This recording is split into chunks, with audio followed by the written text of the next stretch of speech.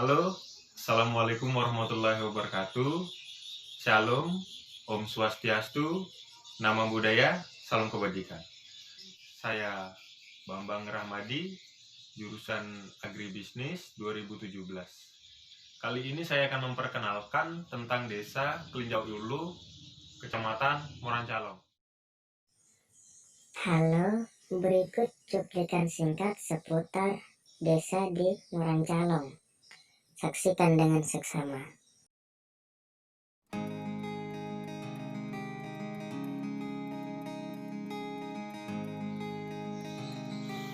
Morancalong adalah sebuah kecamatan di Kabupaten Kutai Timur, Provinsi Kalimantan Timur. Morancalong salah satu daerah tertua di Kutai Timur, yakni lebih dari 116 tahun. Menurut data hasil dari sensus penduduk 2010, penduduk Morancalong berjumlah 12.574 orang jiwa dengan rincian 6.609 jiwa laki-laki dan 5.965 jiwa perempuan, dan rasio jenis kelamin sebesar 111.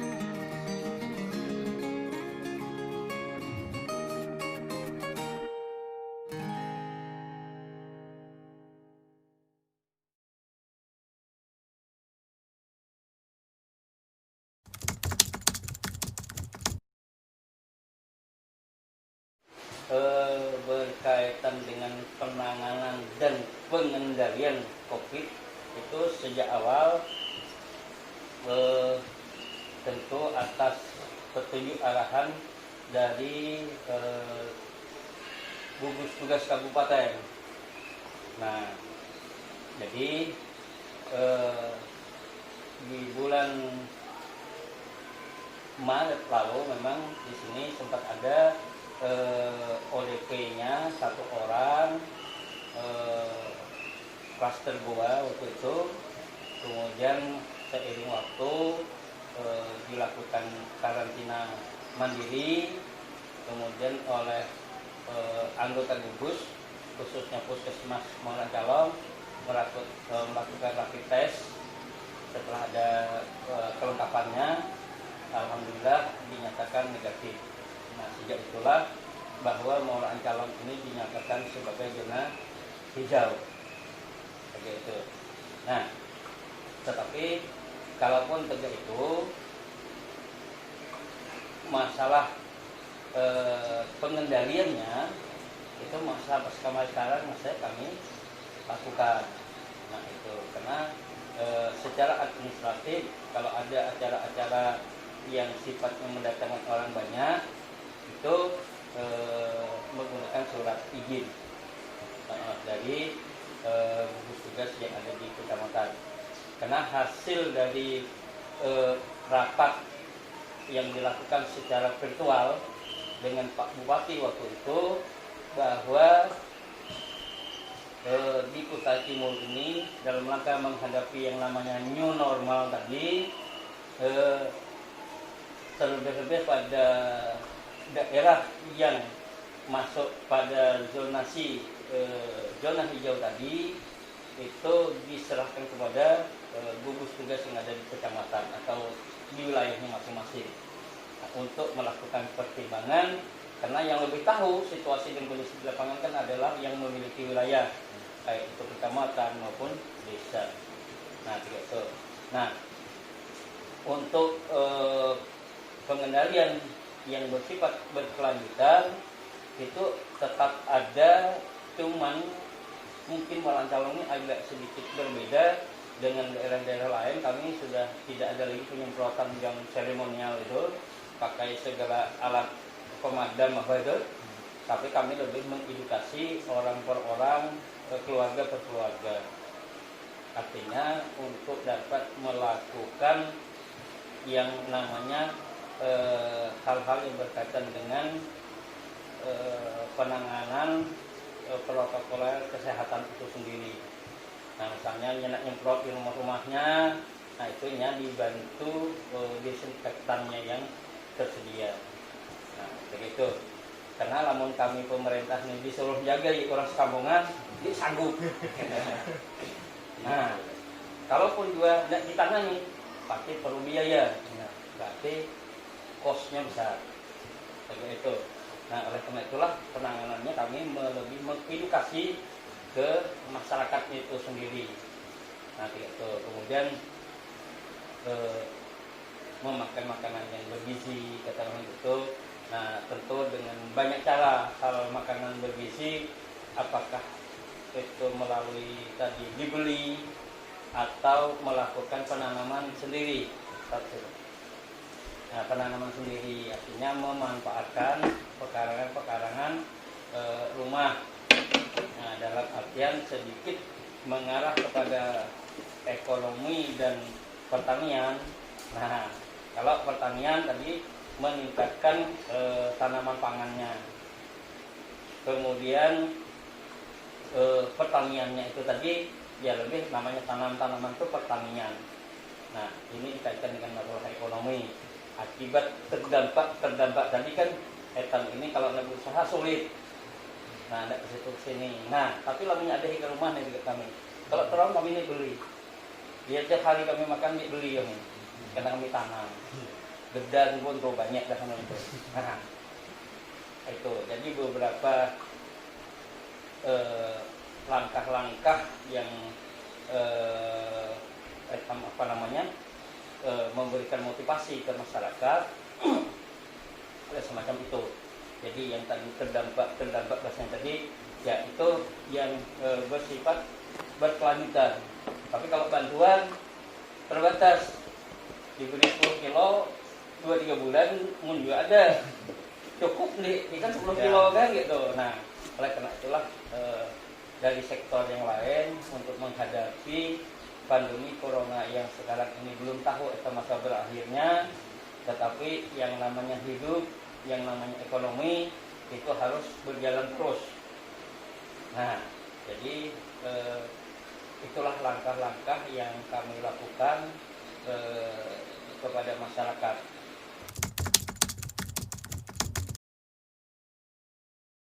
Bahwasanya sangatlah kurang efektif, bukan tidak efektif, kurang efektif.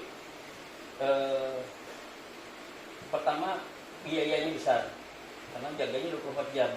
24 jam itu dibagi 3 shift. Nah, tinggal kita hitung. Misalnya satu shift itu 9 orang atau 10 orang, berarti kalau 3 shift berarti 30 orang. 30 orang berarti kalau kita beli nasi berarti 30 bungkus. Belum minumnya, belum yang lain-lain. Kan begitu tuh. Nah, itu kita bicara biaya. Nah, sementara di sisi yang lain orang tetap aja berkeliaran. Kan begitu. Nah, oleh karena itulah tadi balik yang tadi kita mengedukasi orangnya. Kedua, efektivitasnya bahwa itu hanya sebatas orang yang diperiksa itu periksa suhu badan, kemudian dicatat KTP-nya. Itu juga efektif. Karena bagi orang-orang yang OTG ini terdeteksi, tetap dia tambah di sini.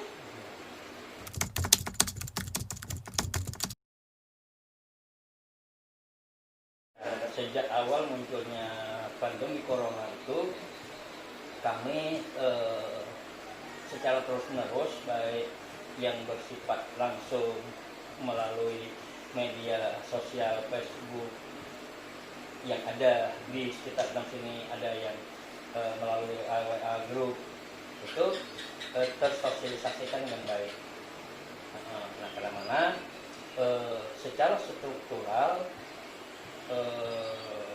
gugus tugas kecamatan itu terdiri dari camat, polsek beserta anggota, koramil beserta anggota, ditambah suku-suku dinas lain, UPT, pendidikan, puskesmas yang lebih berperan, kemudian UPT pertanian dan sebagainya, sampai kepada desa terjauh itu melalui kepala desa. Nah, kemudian kepala desa itu pun membentuk yang namanya tim gugus desa sesuai dengan arahan dari Kementerian Desa. begitu anunya. Jadi sehingga kalau berbicara sosialisasi, artinya itu sudah tersosialisasikan dengan baik berdasarkan dengan petunjuk arahan dari pemerintah dari pusat.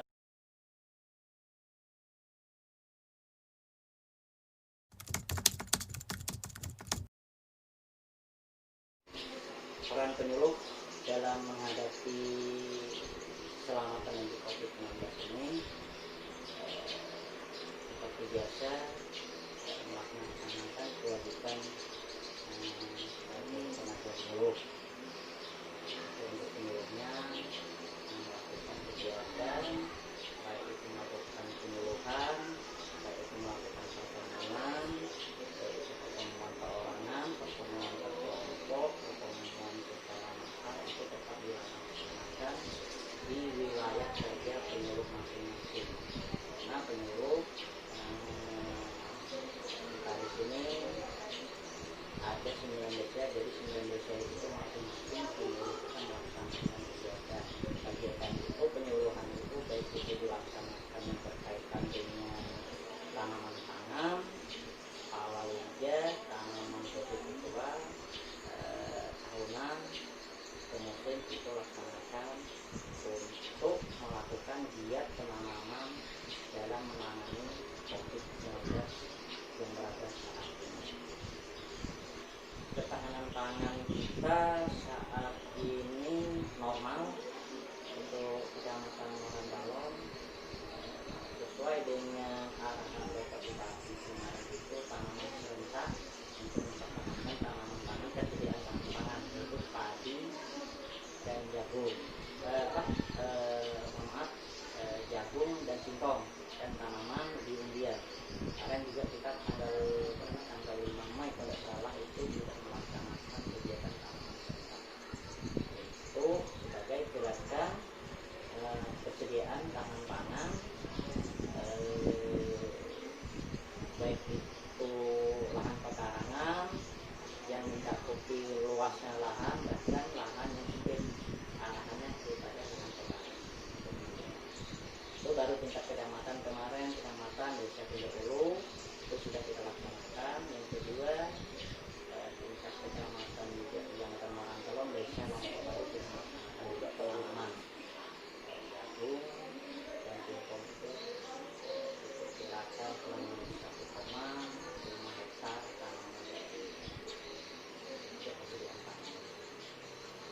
Terus untuk penanaman tadi, karena ini kita tanaman kita ini tahunan, padi ladang, kita mempersiapkan target mempertahankan tanaman pangan kita itu kurang lebih 500 hektar tanaman padi nanti di bulan 9 dan bulan 10 untuk tanaman padi ladang.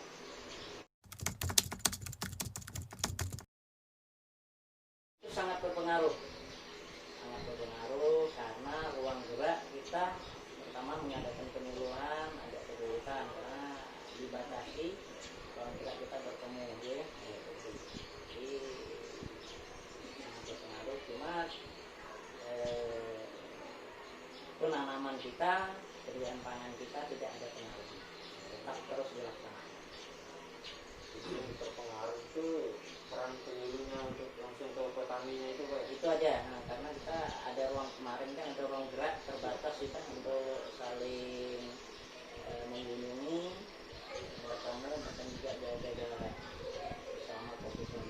Bahkan juga kita beberapa bulan ada juga di kantor UPPP 4 ini belum ada yang mengadakan pertemuan juga. Baru hanya tanggal kemarin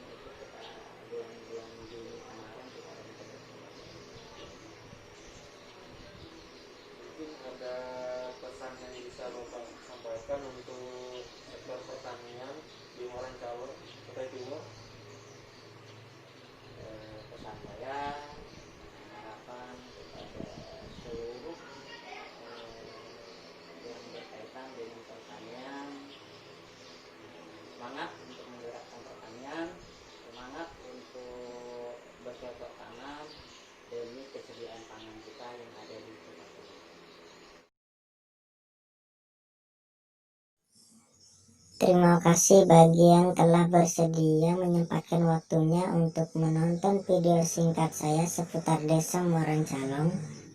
Jangan lupa like, komen, share, dan subscribe channel saya ya. Terima kasih, sampai jumpa di lain waktu.